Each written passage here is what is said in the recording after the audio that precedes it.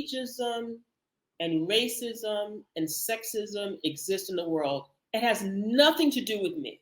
I Yes. don't have to own it. Yes, it exists. I'm not crazy. I don't live under a rock, but I don't have to take it on.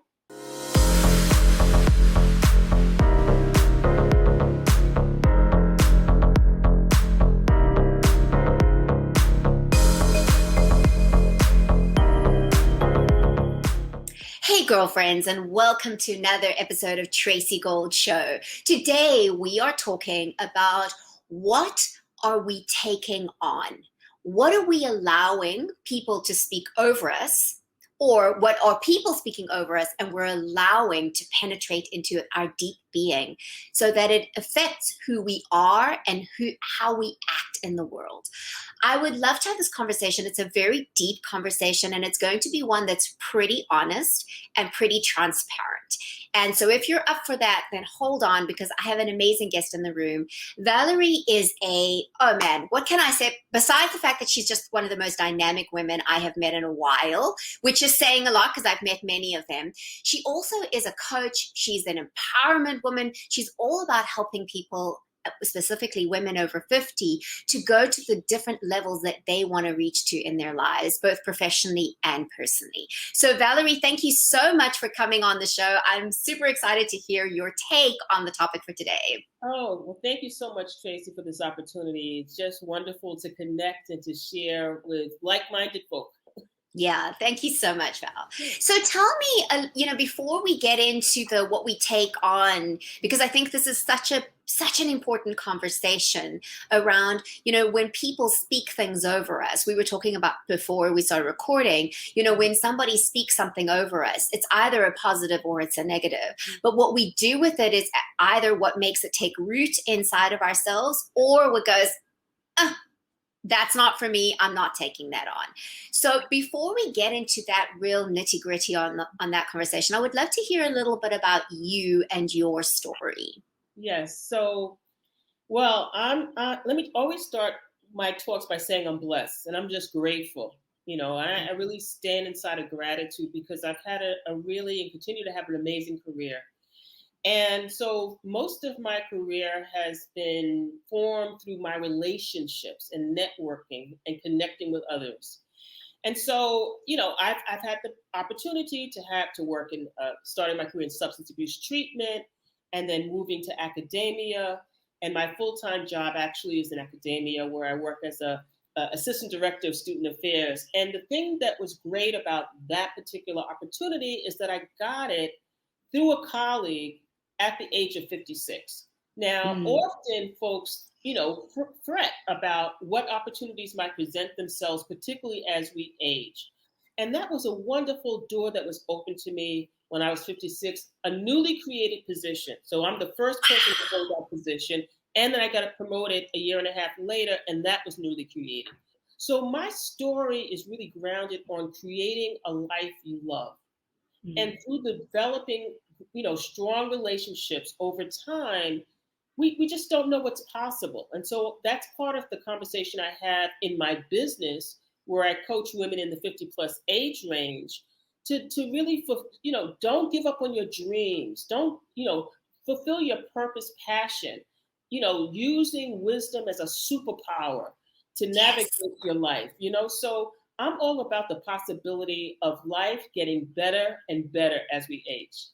Yeah, I love that. And, as you were saying, my interview with Mark Middleton a while back was really very inspiring for you, because he was talking about, so many times we hear the negatives about aging, and we know all about that. But what about the possibilities of aging? What is the plus size of aging? And what I'm hearing you say is that there is a huge amount of benefit in getting older, right? It's using that wisdom as a superpower. So speak more about that.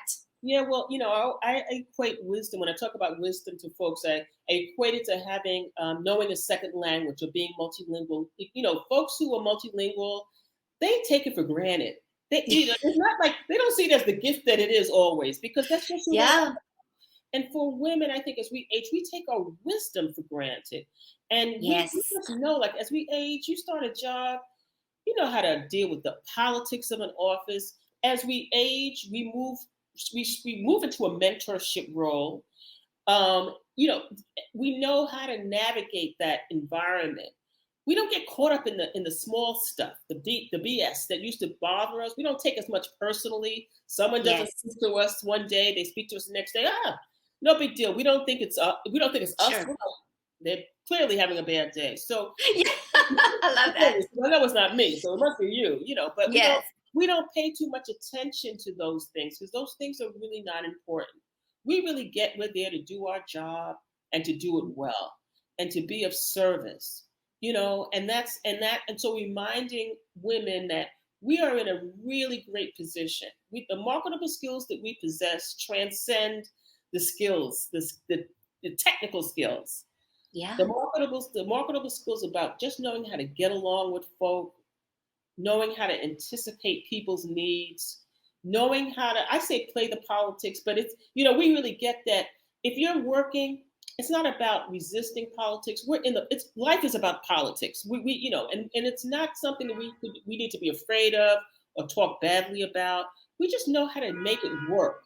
And that's what Mm. politics means to me. Being able to make it work within your work environment, knowing how to seek out your allies, knowing how to request support, those kind of things. Yeah. Valerie, what I like about what you're saying is that we have this, as we age, we have this wisdom, we have this kind of groundedness in who we are. But sometimes, and this brings us to the topic of our conversation today, sometimes things have been spoken over us or to us. It can be from a loved one, it can be from somebody of influence, it can even be a stranger. It can be a racist slur. It can be a sexist slur. It can be an ageist slur. It can be something of, oh, you're past your sell-by date.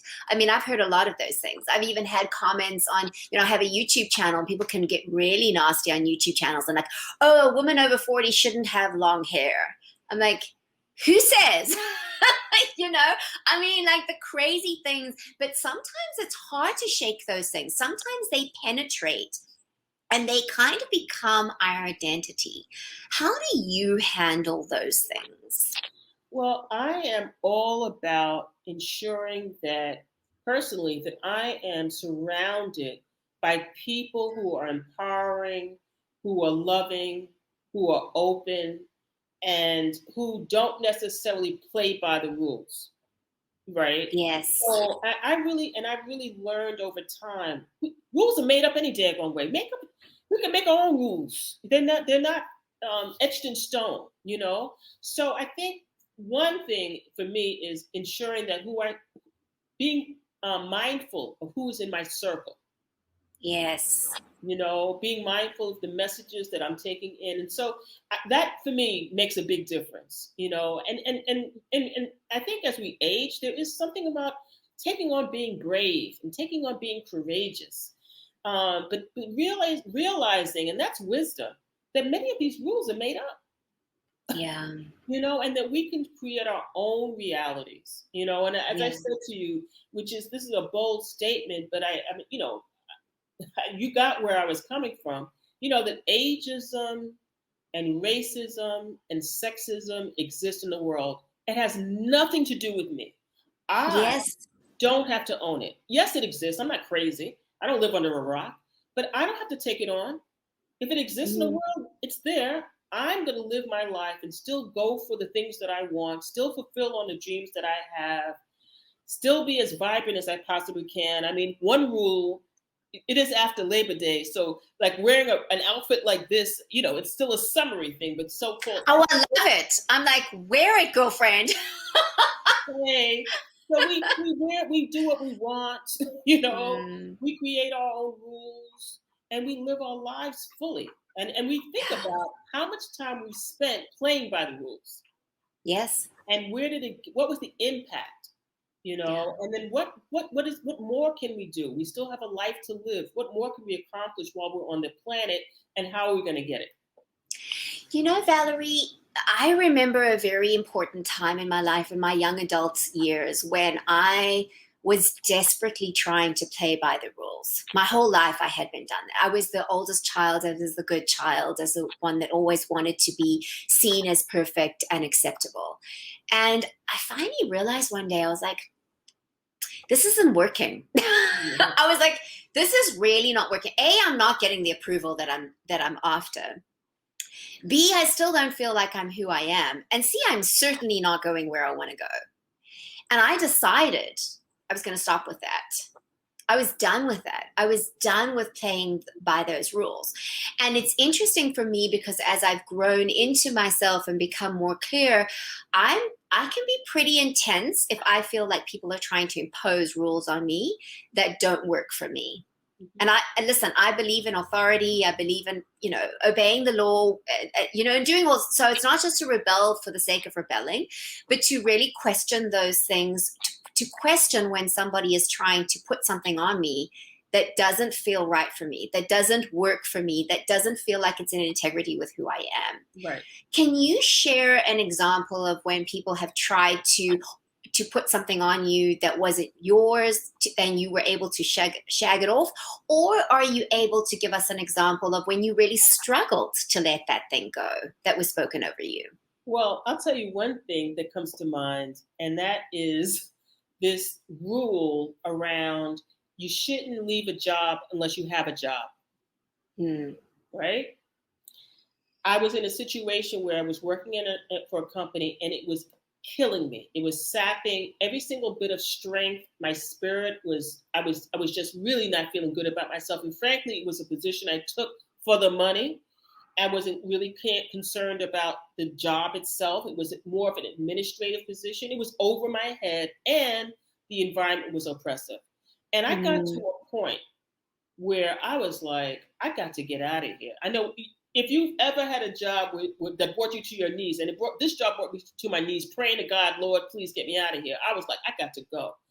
So that rule, now there were people that felt, well, Val, you shouldn't leave a job until you have a job. That's the best. There were other people that got it, but I had to make that decision for myself, and trust that I had the skills and the ability and the network to support me. But more importantly, I wasn't willing to go down like that. Now I know not everybody has they're not in a particular situation where they can afford to leave a job without having a job.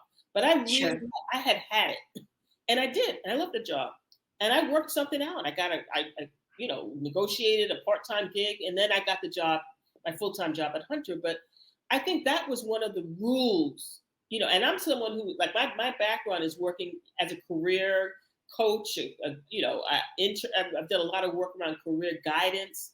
And that is a hard, fast rule that many of us have heard before, which I was willing to, And then just separately, on a separate note, on a personal note, I was married for 20 some odd years. And it was difficult making the separation that I ended up separating from someone who I really cared for very deeply. There's a rule around sticking it out, staying no matter what. And I get it. And I get the vows, although truthfully, that was the lesson for me too, learning really what vows mean, but that's a separate conversation. But it really wasn't working. And it took a lot of courage and strength and forgiveness and acceptance to really initiate that separation. And that was something else that on a personal level I dealt with, which was not easy. Yeah. And Valerie, did you take flack from your community because of that? Did I take the thought about staying until No, so did you have kickback from people who were in your community? And flack I think is maybe it's a South African British term. Flack. Did you get a lot of flack because you were going against the rules? You were breaking the rules on both accounts, with your job and with your marriage. Well, interestingly enough, and remember I told you the community that I find myself in. So it wasn't so much the community as much as the culture. So I didn't get flack, but there was the internal struggle around, this is culturally what you've been taught. So Yes. the struggle was more internal than it was external. Mm. Yeah, I hear you. So so then how do you, okay, so if a woman is living her life and she's finding herself at a specific place in her life, which I think many do, I think many can relate to this, and things are not as they want them to be. And it's going to take releasing that belief that breaking the rules. Maybe it's even saying, okay, so yes, like you said, sexism, ageism, racism exist in the world, but I am no longer going to let other people's beliefs be impinged on me and hold me back. How do they even start with that, Valerie? How do they even start that process of giving themselves permission to not care and do it anyway? Well, see, this is the thing, and I think it comes down to, as women, really being present to the impact of the choices that we make.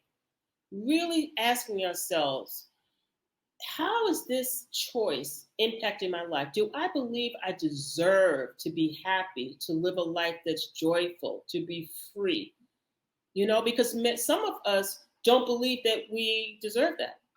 Some of Mm, us are more afraid of what's going to happen on the other side than what we're dealing with now. mm, But if the pandemic hasn't taught us anything, it's taught us that life is precious. We only have one life that we know of. How do we really want to live our lives? So mm, I think it's for women, for us to really dig down deep and ask ourselves, how do we want to live our lives? What is the impact on staying at this job? What is it doing to me emotionally, mm. physically, spiritually? What is it doing to me to stay in a relationship that doesn't work? How is that impacting me physically, emotionally, and spiritually, and really being honest? And then it Mm. really takes courage. It takes Yeah. courage for us to step outside of our comfort zone, to step outside of our knowing. But this is where the wisdom comes in. The wisdom is telling you what to do. Are you listening to your wisdom? Are you paying Mm. attention? Are you trusting the wisdom that's telling you, you know what, girl, you got to make a move? And then are we Mm. using the support? Some of us may not have as much support as others, but I dare say that many of us have support that we don't fully utilize. And support can come in the way of a stranger. It doesn't always come from someone that we've known for many, many years. It can come from an acquaintance. Yeah, it's It can very come from true. how about this? It can come from a therapist. How about that? Yeah. So it's, are we willing to seek the support that is required for us to move on? I've not gotten to where I am today without support. Let me say that. I have not done what I've done in my life on my own. Yeah. And I've been Yeah. blessed. And I know some of us may not feel like we have that, but how can we get it? Yeah, because sometimes it requires us to reach outside of our comfort zones and ask for support, which also women struggle with, right? One of the things, one of the commonalities, and I'm glad you brought this up, Valerie, that I'm hearing around from different people as we age is that our relationships and our support and our community become incredibly important. And Mark Middleton in that interview also spoke about that. It's very, very important that we get involved in a community, that we have people that we can speak to.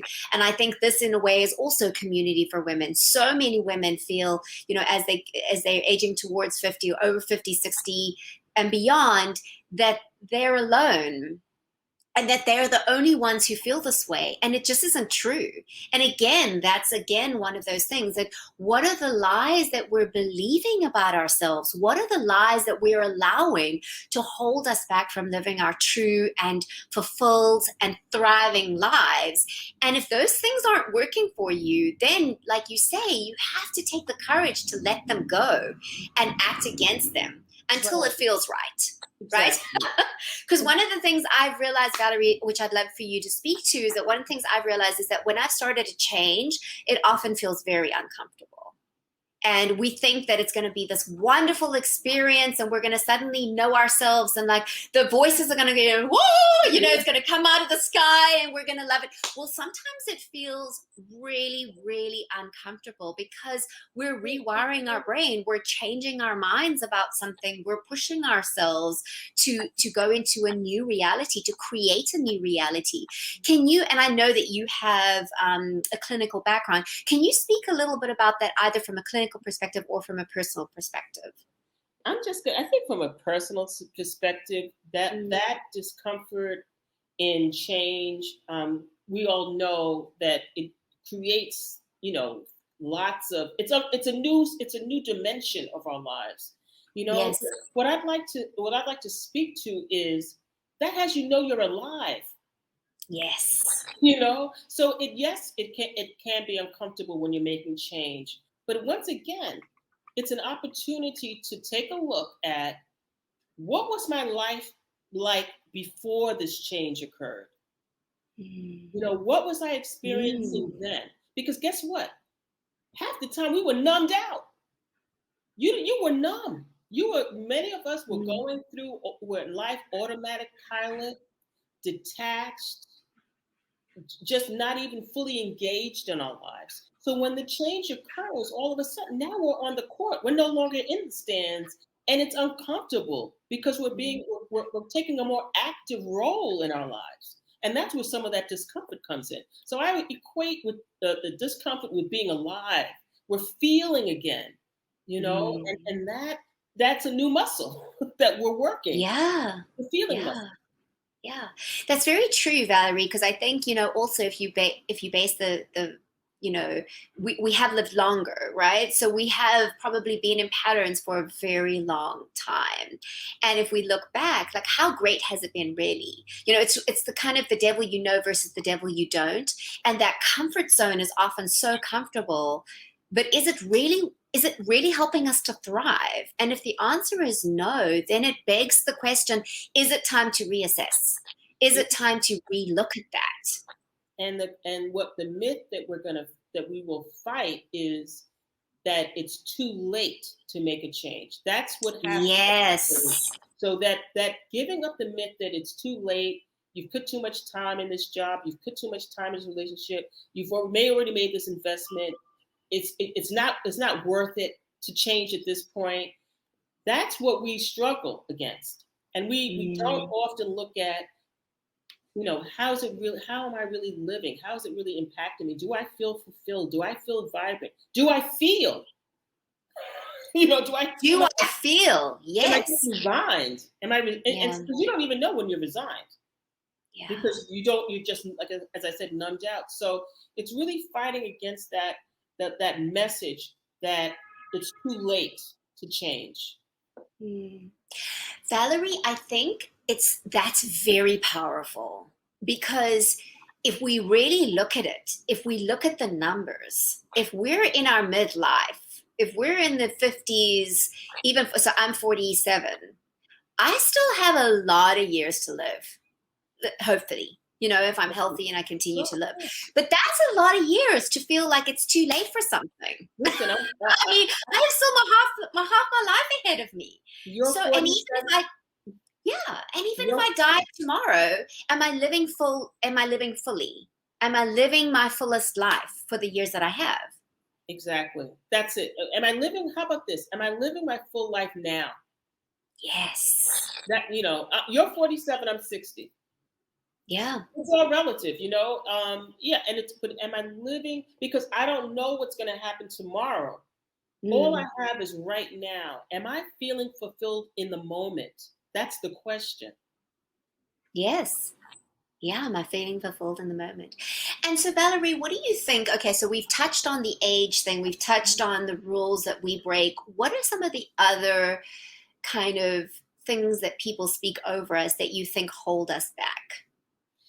Well, I'm just speaking on the top of my head. So as a woman, as a African American woman with a shaved head, that is also something. Even though it's, I think, a lot more trendy now, there's still a thing about hair. Oh, yeah. Still a thing about having hair, and there's still a thing about how you wear your hair. So certainly that's something, am I attractive? You know, not, no, sorry, it's not, am I attractive? Will men see me as a heterosexual woman? Will men see me as attractive? Forget, am I? Oh, dear. Let's keep it real. You know, Yeah.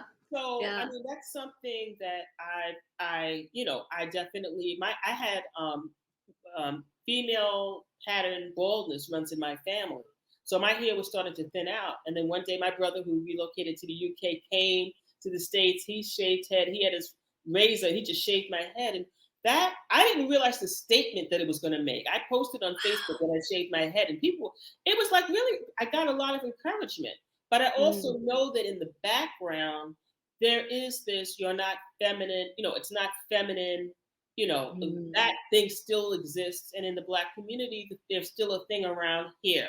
And God knows in the Black community, we're doing all kinds of amazing things with our hair. And there's Yeah. still a school of thought that women, I think, and this may be in all cultures, that women should have hair on their head.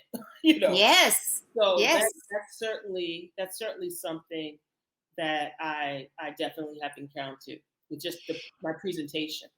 Yeah, I think that's very powerful because what is beauty and what is attractive, and I think that what I'm excited to see that's happening in this country is a reassessment of what beauty actually looks like. Yes, And because it needs to happen. It needs to happen. There are so many different kinds of beautiful, and beauty comes in all different shapes, sizes, colors. It comes in everything. So there's not just one type of beauty in this world. there's not just one type of beauty, but I still believe that one type of beauty is still held as a model. We Yes. know that we as women we deal with the whole body image and the Mm, fat and the skinny. That's still and color, dark skin. This is in all cultures. Light skin, dark skin. So we really have we were born into an environment that had a set of rules yeah. and a set of have tos and a standard for beauty. And I think what happens, and this is prayerfully something that happens to women as we age, we get to say, F it. Yes. I'm gonna Exactly. define beauty for my daggone self. And this is what it Mm, looks like. And that is I think that is one of the blessings of aging, that we do get to a place. We still have the messages, we still have we're managing the whole, all of it. But that we can get to a place where we finally say, you know what, this is who I am. The idea of loving myself, and I'll say this to you, I get that is an ongoing process. I don't think we ever fully get I love myself. I think that there yeah. are some days that are better than others, but that we are committed to being on a journey of self-love is where it's at. And that's the journey I'm on. I'm on the Yeah. journey of self-love as a process, not an event. And I'm good with that because I recognize that is something I'm committed to, as opposed to not Mm, paying attention or just having those crazy messages in my head saying you're no good, you're not worthy, you're not beautiful. They swirl around in my head. Yet I'm willing to say, you know what, f that, and take on being the amazing, productive, generous, loving soul that I am. And I encourage women to acknowledge who you are. It's not boasting, it's not mm. bragging. If that's who you are, if that's what people have said to you, told you, if that's what you feel, there's nothing wrong with saying that. I say what I say about myself with all humility. But I believe that I am that person, and I'm okay with that. Yeah, I love that. I think that that's the thing is that it's not about, I think women have to understand, I think many of us have been taught to be the good girl and to not boast and to not, and that's why we're not paid as much as men and we're not getting the things that we want, Right. because we're not asking, because we're not declaring our worth, because we're not standing grounded in who we are and saying, but I'm worth being paid as much as my male counterpart. I'm worth being treated as an equal human being, even if I'm in a marriage, even if I'm in a marriage. Being a wife doesn't mean that I'm now underneath my husband. It's like that all of those things are very, very important, and we have to take hold of them and own them for ourselves. Yes. And it's not about boasting. It's just about acknowledging our own self-worth. It is. It's around us really getting ourselves. And again, I really believe that our environment has so much to do with the extent to which we get ourselves. Sometimes, I mean, in my coaching, I've had to ask women, I asked a woman, can you, put together a list of your gifts and talents? She sent me some list. I'm like, whoa, come on now. Then I said, please tell me what other people have said about you. Because oftentimes we have to, we show up, this is a term I learned in a program that I participated in, that we arise in the listening of others. So sometimes it's hearing from people that we love and trust to tell us, how do you see me? How do you, what are some of my gifts and talents? Because we can't always see it for ourselves. Yeah, that's very true. But I'll tell you, Tracy, I'm listening now. There was a time when people would acknowledge me and compliment me, and I'd blow it off.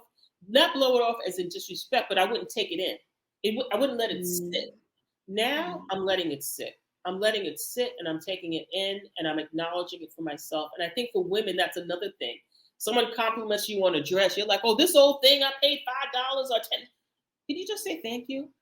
Yeah. We want to deflect. Often we deflect, and we don't allow ourselves to just take in what people are, the blessings and the compliments and the acknowledgments that we're getting. Yeah, very powerful. Very, very powerful.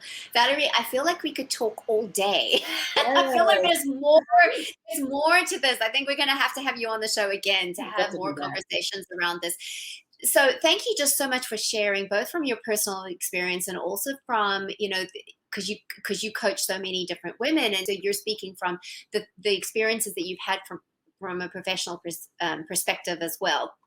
Can you just give us a little indication? So if people want to find you, they want to reach out to you, how do they find you, Valerie? Sure. Well, I'm on LinkedIn. You can look for me on LinkedIn, Valerie Lyons. I have a website, Valerie J. Lyons Enterprises. I wrote a book called Power Networking from the Inside Out, where your career and your well-being meet. You can find that on Amazon. I'm on Instagram, Val J. Lyons, at Val J. Lyons. So I can be found.